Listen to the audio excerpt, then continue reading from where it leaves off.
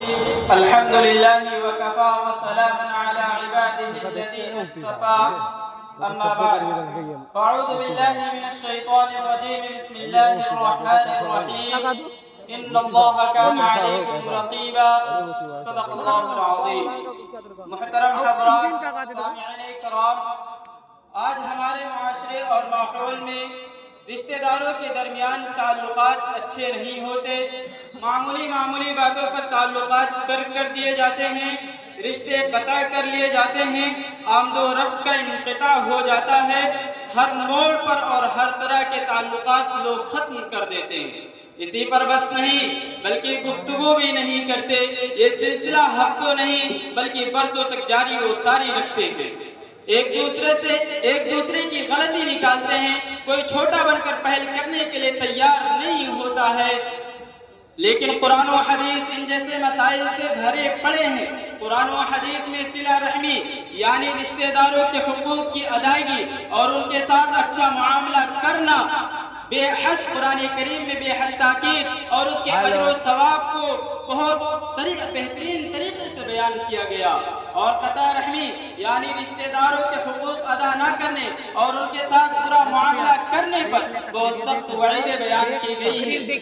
رشتہ داروں سے صلہ رحمی ایسا مبارک و مقدس عمل ہے جس کی برکت سے اللہ تبارک و تعالی رزق میں اضافہ اور عمر میں برکت کر دیتا ہے۔ جس کو حدیث میں یوں بیان کیا گیا، حضور صلی اللہ علیہ وسلم ارشاد فرماتے ہیں، من احب ان یبسط له فی رزقه وینسأ له فی اثره فلیصل رحمه، یعنی جس آدمی کو یہ بات پسند ہو کہ اس کی روزی کشادہ کر دی جائے اور اس کے عمر کو دراز کر دیا جائے، تو ایسے شخص کو چاہیے کہ صلہ رحمی کرے۔ اس حدیث سے صلہ رحمی کے دو بڑے اہم فائدے معلوم ہوئے، ایک آخرت کا ثواب تو ہے ہی، اس سے دنیا میں بھی صلہ رحمی کا فائدہ یہ ہے کہ اس سے رزق کی تنگی دور ہوتی ہے۔ دوسرے صلہ رحمی کا فائدہ یہ ہے کہ عمر میں برکت ہوتی ہے۔ جو انسان اپنے مال سے اہل قرابت کی مدد کرتا ہے اور جب کبھی انسان اپنا قیمتی وقت ان کے کاموں میں لگاتا ہے تو اس کے صلہ اور بدلہ میں اللہ تبارک و تعالی کی طرف سے آدمی کے مال اور رزق میں اضافہ اور عمر میں برکت کر دیا جاتا ہے۔ آج اس کے برعکس حال ہے اس شخص کا جو رشتہ داروں سے قطع رحمی کرتا ہے، ان کے حقوق ادا نہیں کرتا ہے، جس کی وجہ سے خاندانی جھگڑے اور خانگی الجھنیں کھڑی ہو جاتی ہیں، جس کی وجہ سے دل میں پریشانی اور اندرونی گھٹن پیدا ہو جاتی ہے، جس کا اثر کاروبار، صحت بلکہ ہر چیز پر پڑتا ہے، اور ایسا شخص ہر آن پریشان حال رہتا ہے، نہ زندگی میں کوئی لطف رہتا ہے اور نہ اسے کاروبار میں برکت معلوم ہوتی ہے۔ یہ ہے قطع رحمی کرنے کا دنیاوی نقصان، اور آخرت میں جو عذاب اور سزا ہے وہ الگ ہے۔